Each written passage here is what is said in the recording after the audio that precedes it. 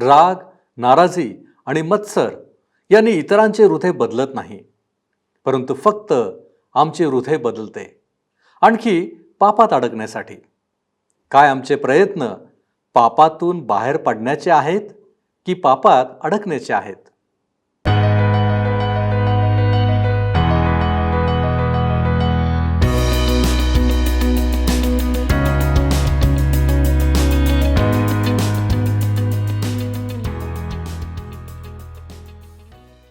प्रभू येशू ख्रिस्ताच्या मधुर नावात आपणास सलाम. उपासना कार्यक्रमामध्ये आपले हार्दिक स्वागत. प्रियानो, आज आपण शास्त्रे या पुस्तकाच्या अखेरच्या भागाचे अध्ययन करणार आहोत. हा संपूर्ण काळ आम्हाला राजनैतिक अराजकता, बेबंदशाही आणि गोंधळ यांनी भरलेला दिसतो. त्यावेळी इस्रायलांना कोणी राजा नव्हता आणि ज्याला जसे बरे दिसे तसे तो करीत असे. तसेच त्या काळी सूड विषयक बुद्धिवादाने जोर धरलेला होता. जेव्हा मानवी इच्छेला वाव जास्त असतो तेथे परमेश्वराच्या इच्छेला अजिबात वाव नसतो. अशा विचित्र परिस्थितीत इस्रायल लोक अडकलेले दिसतात. तर मग जास्त वेळ न दवडता प्रियानो, आपण आपल्या अध्ययनाची सुरुवात करूया. श्रोत्यांनो, आपणाला माहीत आहे की ह्या दिवसांमध्ये आम्ही शास्त्रेच्या पुस्तकाचं अध्ययन करीत आहोत. आज 18, 19, 20 आणि 21 अध्यायांना आम्ही अभ्यासणार आहोत. वेळेअभावी मी सर्व वचने आपणाकरिता वाचू शकणार नाही, परंतु माझी आपणाला विनंती आहे की जर आपणाजवळ जुना करार आहे तर अवश्य आपण वाचावेत. दान वंशांच्या लोकांना जो वतनाचा प्रांत मिळाला होता तो पलिष्टी लोकांनी ताब्यात घेतला होता. ते त्या ठिकाणी वस्ती करून राहत होते. त्यांना वाटले की त्यांना राहण्याकरिता अधिक जागेची आवश्यकता आहे. इस्रायलमध्ये त्यावेळी कोणीच राजा नव्हता. तो काळ इस्रायलांकरिता फार गोंधळाचा, बेबंदशाहीचा होता. त्यांचे पुढारीपण करण्याकरिता योग्य पुढारी नव्हता.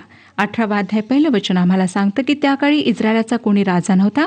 त्यावेळेस दान वंशाचे लोक राहण्यासाठी जागा शोधित होते, कारण इतर इस्रायली लोकांबरोबर त्यांना त्यांच्या वाट्याचे वतन अद्याप मिळाले नव्हते. यहोशुवाच्या पुस्तकात आपण पाहिले श्रोत्यांनो की कुठल्याही वंशजांच्या लोकांनी जो वतनाचा देश देण्यात आला होता त्याला पूर्णपणे ताब्यात घेतले नाही.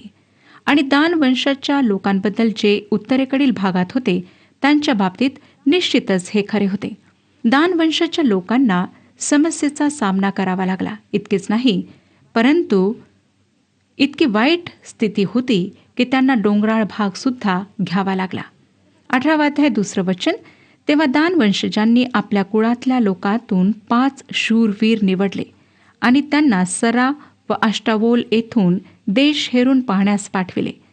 त्यांना ते त्या प्रांताची पाहणी करा असे म्हणाले.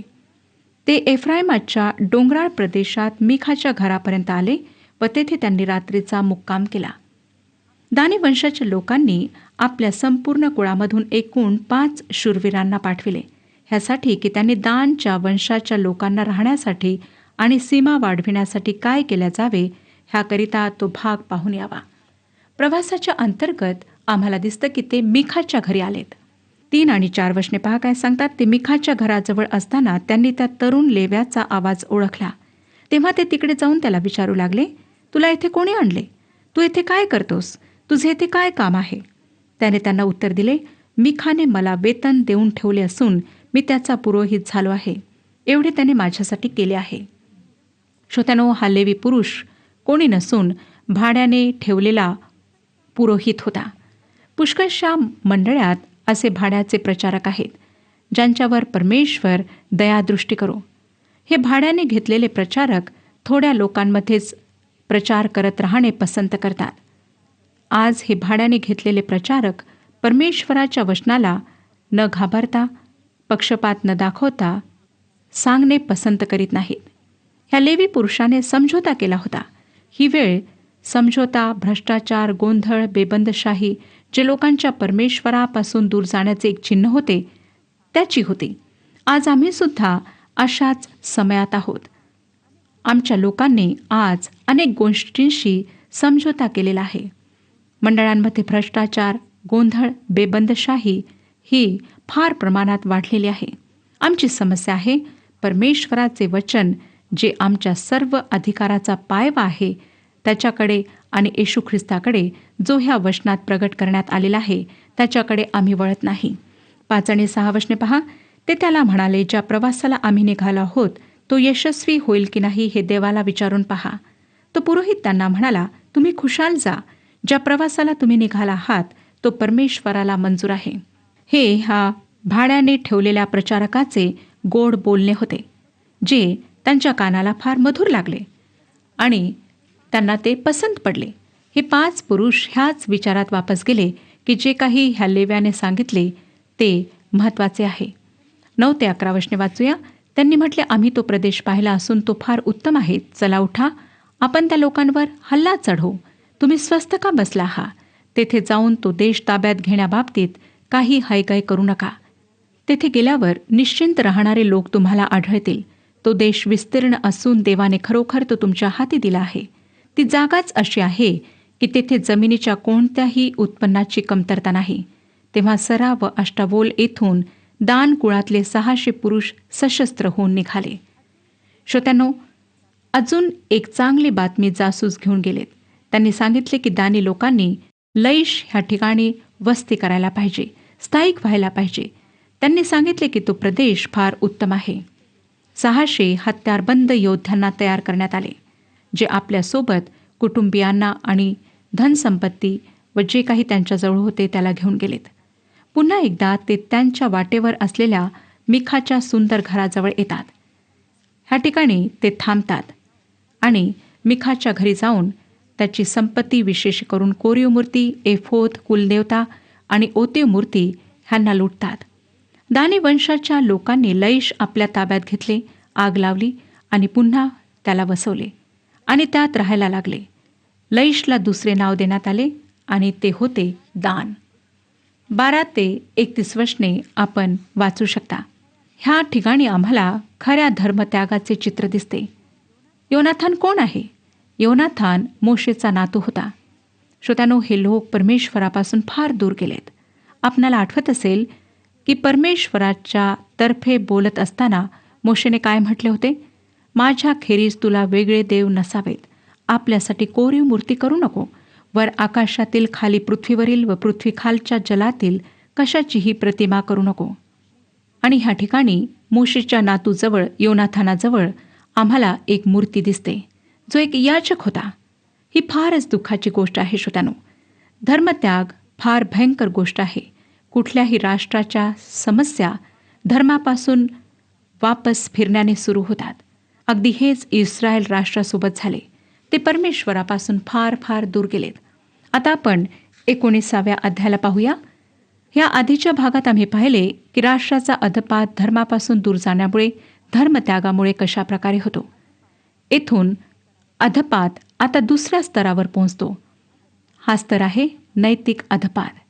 या भयंकर अधपाताचे चित्र शास्त्राच्या पुस्तकाच्या शेवटल्या अध्यायांमध्ये प्रस्तुत केल्या गेले आहे आणि ह्यासोबतच शास्त्रेच्या पुस्तकाची समाप्ती होते. ह्या घटना चक्राचा केंद्रबिंदू आहेत. बिन्यामिनाचा वंश हा वंश एका अनैतिक पापामध्ये लिप्त होता, ज्यामुळे यादवी युद्ध प्रारंभ झाले. ह्या अनैतिकतेची सुरुवात बिन्यामीन वंशातल्या काही लोकांपासून झाली. ह्या लोकांनी एका लेव्याच्या रखेलसोबत फार वाईट दुष्ट व्यवहार केला आणि तिच्यासोबत इतके कुकर्म केले की ती मरण पावली.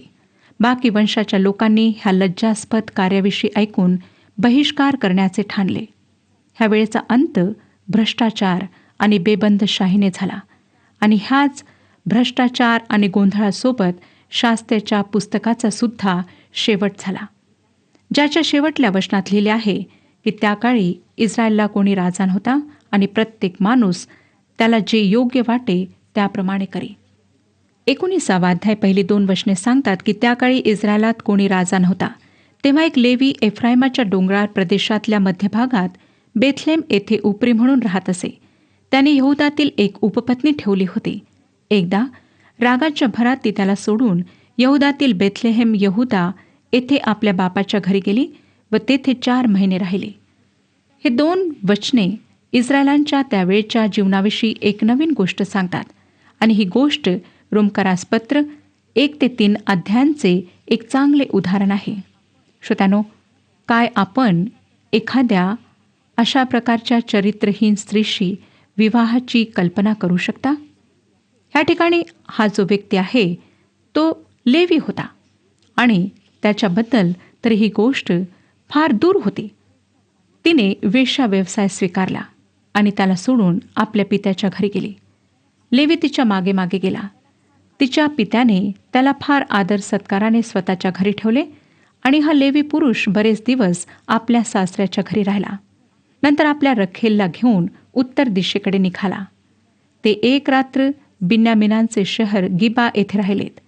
एफ्रेम डोंगराळ प्रदेशातील एका वृद्ध पुरुषाने त्यांच्या राहण्याची व्यवस्था स्वतःच्या घरी केली. त्या रात्री जेव्हा तो वृद्ध पुरुष त्यांच्या आदर सत्कारात व्यस्त होता, तेव्हा त्या शहरातल्या काही लोकांनी येऊन त्या लेव्याला बाहेर पाठविण्याची मागणी केली, जेणेकरून त्याच्यासोबत दुष्कर्म करावे. अशीच घटना सदोमच्या नाशापूर्वी सुद्धा घडली होती. कदाचित आपण ती उत्पत्तीच्या पुस्तकात वाचलेली आहे. श्रोत्यानो, लेवीला ह्या कुकर्माकरिता देण्याचा अर्थ होता त्या पुरुषाचा स्वतःचा मृत्यू. हे विचार मनात आणून त्याने त्याच्याऐवजी त्याच्या उपपत्नीला त्यांच्या हाती सोपवले. त्यांनी रात्रभरच नाही, परंतु सकाळपर्यंत तिच्यासोबत कुकर्म केले आणि तिच्यावर बलात्कार केला. इतक्या प्रमाणात की ती मृत्यू पावली. हे भयंकर पाप वाचून असं वाटतं की आमच्या देशात सुद्धा असे घडत आहे. कित्येक लहान अजाण मुलींवर आज बलात्कार होत आहेत आणि त्यांचा मृत्यू होत आहे. काही अशा घटना तर रोजच्या आमच्या समाचारपत्रात आम्ही वाचतो, ज्यांची आम्ही कल्पनासुद्धा करू शकत नाही. परंतु श्रोत्यांनो, आमच्या समाजातसुद्धा आज ह्या भयंकर प्रमाणात वाढलेल्या आहेत. ह्या अत्याचारामुळे लेवी क्रोधाने बेभान झाला. ह्या घटनेनंतर त्याने जे केले त्यावरून आम्हाला कल्पना येते की त्यावेळचे लोक किती नीच झाले होते. त्याने आपल्या उपपत्नीचे 12 तुकडे केलेत आणि एक एक तुकडा प्रत्येक वंशाकडे पाठवला. प्रत्येक तुकड्यासोबत त्या लज्जास्पद कार्याचे वर्णनसुद्धा त्याने केले. पुढच्या 2 अध्यायांमध्ये ह्या विषयी राष्ट्राने जी प्रतिक्रिया प्रगट केली त्याचे वर्णन आम्हाला वाचायला मिळते. धर्मापासून फिरणे, परमेश्वराचा त्याग करणे आणि त्यानंतर नैतिक अधपात, ह्या अधपाताची जी पुढची दशा जी इस्रायल राष्ट्रात दिसली आणि जी प्रत्येक देशामध्ये होते ती म्हणजे राजनैतिक अराजकता, बेबंदशाही आणि गोंधळ. जेव्हा इस्रायल वंशाच्या लोकांना लेव्याच्या उपपत्नीच्या शरीराचे कापलेले तुकडे प्राप्त झाले, तेव्हा त्यासोबत त्यांना हे सुद्धा माहीत झाले की गिबामध्ये काय झाले. तेव्हा ते सर्व क्रोधाने भरले आणि बन्यामीन वंशजाच्या विरुद्ध झालेत. त्यांना विश्वास पटला की आता नियम आणि व्यवस्थेचे पालन व्हायला पाहिजे. त्या बाबतीत ते लोक आमच्याप्रमाणे बेकायदेशीरपणामध्ये इतके खालच्या तळाला पोहोचलेले नव्हते जितके आज आम्ही आहोत. श्रोत्यानो, जे आम्ही विचार करतो की जितके कमी नियम राहतील तितके चांगले, आम्ही आमच्या विचारात, आमच्या आचरणात, आमच्या व्यवहारात बेकायदेशीरपणा, अत्याचार, वाईट काम ह्यांना मोकळीक देतो.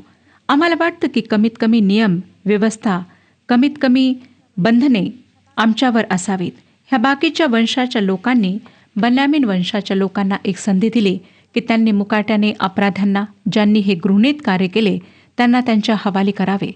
परंतु त्या अपराध्यांना त्यांच्या हवाली करण्याऐवजी त्यांनी ह्या बाकीच्या 11 वंशाच्या लोकांशी युद्धाची घोषणा केली आणि म्हणून 11 वंशाचे लोक एकत्र झालेत आणि बन्यामीन वंशाच्या लोकांशी युद्ध सुरू झाले. 20वा अध्याय पहिली 2 वचने सांगतात, मग दानापासून बेरशेबापर्यंतचे सर्व इस्रायल लोक व गिलादातले लोक बाहेर पडले व त्यांची सर्व मंडळी एकत्र येऊन मिस्पा येथे परमेश्वरासमोर जमा झाली. लोकांचे सर्व नायक आणि इस्रायलाच्या सर्व वंशातले सैनिक मिळून 4 लक्ष धारकरी पायदळ देवाच्या प्रजेच्या मेळ्यात सामील झाले. हे अगदी स्पष्ट आहे श्रोत्यानो की बन्यामीन वंशाची जी सेना शक्तिशाली होती, फार भयंकर होती. सुरुवातीला बन्यामीन वंशाचे लोक विजयी झालेत. त्यांना त्या क्षेत्राचे पूर्ण ज्ञान होते आणि त्यांच्या डोंगराळ भागात इस्रायलच्या प्रचंड सेनेचा काही फायदा नव्हता. ते फक्त आपल्या प्राणाचे आणि संपत्तीचेच रक्षण करीत नव्हते, तर आपल्या क्षेत्राचे सुद्धा रक्षण करीत होते. परंतु अन्य वंशाच्या लोकांना त्यामध्ये वैयक्तिकरित्या काही रुची नव्हती. ह्याविषयी आपण 20वा अध्याय 3 ते 16 वचने वाचू शकता. हे पुरुष इतके नेमबाज होते की त्यांच्या गोफणीचा नेम केसभर देखील कधी चुकत नसे. गोफणीने ते इतका अचूक मारा करीत की आज आमची आधुनिक शस्त्रे सुद्धा करू शकत नाहीत. त्यांच्या गोफणीच्या निशाण्यामध्ये येणारा प्रत्येक पुरुष धाराशायी झाला होता. ह्या डावऱ्या लोकांचा निशाणा केसभर देखील कधी चुकला नाही. श्रोत्यांनो, समोरासमोर झालेल्या अनेक लढायांनंतर शेवटी युद्धाचा निकाल लागला. इस्रायलाचे 40,000पेक्षा आणि बन्यामीन वंशातील 25,000पेक्षा जास्त लोक मारले गेले. गिबा शहराची लुटालूट करण्यात येऊन ते जाळण्यात आले आणि तलवारीने प्रत्येक नागरिकाची कत्ल करण्यात आली. बन्यामीन वंशाचे फक्त 600 लोकच कसे जिवंत राहिले हे याच अध्यायात नमूद केल्या गेले आहे. ते रानात रिमोन खडकावर पळून गेले आणि तेथे 4 महिने लपून राहिले. आम्हाला 20व्या अध्यायाचे 48 वचन सांगते की मग इस्रायल लोकांनी बन्यामिनावर उलटून हाती लागलेली माणसे व जनावरे यांचा संहार केला. शिवाय जी गावे त्यास आढळली ती सर्व आग लावून त्यांनी बेची राख केली. सूडविषयक बुद्धिवादाचा हा एवढा परिणाम झाला होता. त्यांच्या दृष्टीने त्यांनी जे केले होते ते यथायोग्य होते, पण वास्तवता ती किती घोर शोकांतिका होती. फिनहासाने हे सर्व पाहिले. असे का घडले हे त्याला माहीत होते, पण तो काही बोलला नाही की त्याने काही केले नाही. 21व्या अध्यायात पुनःस्थापनाविषयक बुद्धिवाद या आपल्या गोष्टीच्या 3ऱ्या भागाविषयी आणि पुन्हा एकदा शांती आणि सुव्यवस्था प्रस्थापित करण्यासाठी त्यांनी केलेल्या प्रयत्नाविषयी चर्चा केली आहे. शास्त्रेच्या पुस्तकातील शेवटल्या 3 अध्यायांमध्ये आपल्याला 3 प्रकारची मोठी विलक्षण परिस्थिती आढळून येते. प्रत्येक प्रकारच्या परिस्थितीत मूर्खपणा ठासून भरलेला दिसतो. 21व्या अध्यायाच्या प्रारंभीच्या वचनातून ही परिस्थिती जाणवते. स्वतःच ठरविल्याप्रमाणे आणि स्वतःच्याच समर्पित प्रयत्नांनी इस्रायल लोकांनी बन्यामीन वंशाचा जवळजवळ संपूर्ण उच्छेद केला होता. फक्त रानात खडकात लपलेले 600 लोक तेवढे जिवंत होते. त्यांनी आपली सुडाची तीव्र इच्छा पूर्ण केल्यानंतर आपण वाचतो 21वा अध्याय 2 आणि 3 वचन. ते बेथेल येथे गेले आणि संध्याकाळपर्यंत देवासमोर बसून त्यांनी मोठ्याने रडून आकांत केला. ते म्हणाले, हे परमेश्वरा, इस्रायलाच्या देवा, आज इस्रायलाचा एक वंश कमी झाला आहे. असे का घडून यावे? श्रोत्यांनो, देवाला असा प्रश्न विचारणे किती हास्यास्पद आहे. त्यांच्या दृष्टीने जे योग्य ते त्यांनी केले होते आणि स्वतःच्या इच्छेप्रमाणे केल्यानंतरही जे घडून आले त्याबद्दल त्यांनी जवळजवळ परमेश्वरालाच दोषी धरले. लोकांना सल्लामसलत देताना मलाही अशा प्रकारची परिस्थिती आढळून येते. लोक त्यांच्या दृष्टीने जे योग्य ते करतात, स्वतःच आपले निर्णय घेतात आणि मग अत्यंत बिकट परिस्थितीत सापडतात आणि तरीही ते गाऱ्हाणे करतात, देवाने माझ्या जीवनात असे का घडू दिले? देवाला अनेक भयानक गोष्टींसाठी दोष देण्यात येतो. दोषाचा काही भाग देवावर ढकलल्यानंतर ते पुन्हा एकदा स्वतःचा निर्णय स्वतःच घेतात आणि आपल्या दृष्टीने जे योग्य ते करतात. इस्रायल लोकांपुढे आता जो मोठा प्रश्न उभा राहिला होता तो हा होता की या उरलेल्या 600 बिन्यामिनांना लग्नासाठी वधू कोठून आणावयाच्या. आपला बंधू बन्यामीन ह्याच्या बाबतीत इस्रायल लोकांना पस्तावा झाला, कारण ते म्हणू लागले, आज इस्रायलातून एका वंशाचा उच्छेद झाला आहे. आपण तर परमेश्वराची शपथ वाहिली आहे, आपल्यापैकी कोणीही त्यांना आपल्या मुली द्यावयाच्या नाहीत. तेव्हा त्यातले जे उरले आहेत त्या प्रत्येकाला बायको मिळवून देण्याबाबत आपण काय करावे बरे? स्वतः निवड करावयाची होती तेव्हा ते लोक कसे वागले हे लक्षात घ्या. एका निर्णयापासून अगदी विरुद्ध निर्णयापर्यंत त्यांची वृत्ती डळमळीतपणाची होती. परमेश्वराच्या उत्तराची वाट पाहिल्यानंतर जी न डळमळणारी स्थिर खात्री प्राप्त होत असते ती त्यांच्याजवळ मुळीच नव्हती. श्रोत्यांनो, अशाच प्रकारे आम्ही सुद्धा आमच्या जीवनात वागतो हे लक्षात ठेवा. देवाची इच्छा काय आहे हे शोधून काढण्यासाठी कोणीही स्थिरपणे विचार केला नाही. भीतीच्या उगमस्थानावर बोट ठेवले तर शांती प्रस्थापित होईल अशी ह्या लोकांची कल्पना होती. 600 वधू शोधण्याच्या बाबतीतही त्यांची वागणूक कमालीची मूर्खपणाची होती. त्यांचे तर्कज्ञानही मोठे अजीब होते. मिस्पा येथे संबंध राष्ट्राच्या मेळाव्यास उपस्थित राहण्याबाबतच्या त्यांच्या मूळ आव्हानात जे उपस्थित राहणार नाहीत त्यांना मारून टाकण्यात येईल अशी भीती दाखवण्यात आली होती. आता त्यांनी आपला पवित्रा बदलला आणि कोण उपस्थित राहिले नाहीत याचा शोध घेण्याचे त्यांनी ठरवले. याबेश गिलाद येथे राहणाऱ्यांपैकी कोणीही तेथे हजर नव्हते. असे ज्यावेळी त्यांना आढळून आले त्यावेळी त्यांनी सुटकेचा निश्वास सोडला. हे शहर यार्देनेच्या ईशान्येस इस्रायलाच्या सरहद्दीवर होते. ते लोक का हजर राहिले नाहीत याची कारण मीमांसा करण्याचे कोणालाही सुचले नाही. या मेळाव्याचे वर्तमान कदाचित त्या लोकांच्या कानावरही गेले नसण्याची शक्यता होती. फिनहास मूग गिळून बसला होता. याबेश गिलाद्यांची बाजू मांडण्याची कोणालाही संधी मिळाली नाही. आपणच निर्माण केलेल्या पेचातून सुटण्याकरिता देवाचे उत्तर मिळविण्याच्या भरात एक अत्यंत हिडीस कृत्य करण्याची योजना त्यांनी आखली.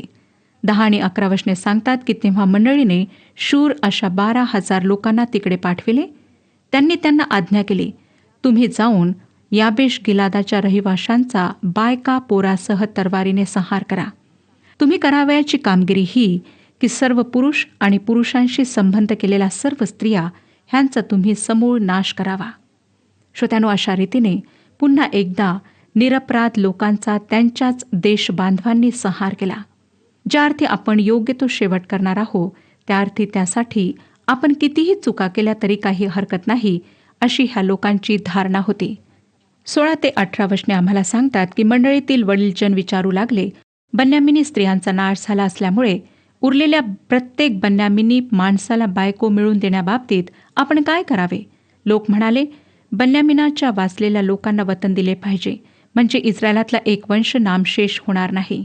त्यांना मुली देणे आपल्यापैकी कोणालाही शक्य नाही, कारण इस्रायल लोकांनी अशी प्रतिज्ञा केली आहे, जो आपली मुलगी बन्यामिनाला देईल तो शापित होईल. परमेश्वराची इच्छा शोधून काढण्यापेक्षा स्वतःच्या प्रतिज्ञा पूर्ण करण्याविषयीच हे लोक दक्ष होते. नंतर 20 आणि 21 वचने सांगतात, तेव्हा त्यांनी विचार केला आणि बन्यामिनांना सुचविले, तुम्ही जाऊन द्राक्षमळ्यात दबा धरून बसावे व पाळत ठेवावे आणि शिलोच्या मुली नृत्यासाठी बाहेर पडताच द्राक्षमळ्यातून बाहेर निघावे आणि त्यांच्यातल्या एकेकीला एकेकाने धरून बायको करण्यासाठी बन्यामीन देशी घेऊन जावे. आणि नंतर शेवटलं वचन आम्हाला सांगतं की यानंतर मंडळी आपापल्या घरी निघून गेली. सर्वजण आपापल्या वंशाकडे व आपापल्या कुळाकडे गेले, जो तो आपापल्या वतनाला परत गेला. श्रोत्यानो, हे पुस्तक किती आश्चर्यकारक आणि आपल्या मानवी स्वभावास धरून आहे. आरंभीच्या काळात आपल्या देवाशी विश्वासू राहून त्याच्या आज्ञा पाळण्याची त्यांनी किती गौरवशाली अभिवचने दिली होती, पण लवकरच त्यांनी मूर्खपणा केला आणि ते देवापासून दूर गेलेत. परमेश्वर ह्या विषयात आपले मार्गदर्शन करो आणि आपणाला आशीर्वाद देऊ. प्रियानो, आजच्या भागात आपण पाहिले की पाप आणि अत्याचाराचे चक्र पुन्हा सुरू झालेले आहे. इस्रायल लोक यामध्ये पूर्णपणे अडकून गेले आहेत. अनैतिकता वाढून खऱ्या धर्मत्यागाची परिस्थिती निर्माण झालेली होती. लक्षात घ्या की या गोष्टी आमच्या अधपतनास कारणीभूत आहेत. म्हणूनच सूडविषयक बुद्धिवादापासून दूर राहणे आवश्यक आहे. प्रियानो, आज आपण जुन्या करारातील शास्त्रे या पुस्तकाचे अध्ययन संपवले आहे. पुढील कार्यक्रमापासून आपण रूथ या जुन्या करारातील आणखी एका पुस्तकाचे अध्ययन सुरू करणार आहोत. माझी आपणास विनंती आहे की आपण प्रार्थनापूर्वक या नवीन पुस्तकाचा अभ्यास करण्यासाठी सिद्ध व्हा. परमेश्वर आपणास सहाय्य करो. आपण प्रार्थना करू.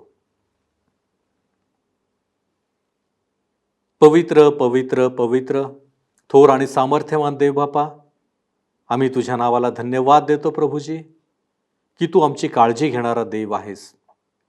आम्ही सदैव पापात अडकलेले असू नये यासाठी तुझा एकुलता एक पुत्र येशू ख्रिस्त तू आम्हासाठी दिलास, ज्याच्याद्वारे प्रभूजी आज आम्ही पापापासून मुक्त आहोत, बाहेर आहोत. होय प्रभूजी, आम्ही पापामध्ये पुन्हा पुन्हा अडकू नये याच्यासाठी बापा तू आम्हाला सहाय्य कर. प्रभूजी, आमचं स्वभावामध्ये बदल होऊ दे. आम्ही खऱ्या अर्थाने तुला ओळखावं म्हणून तू आम्हाला सहाय्य कर.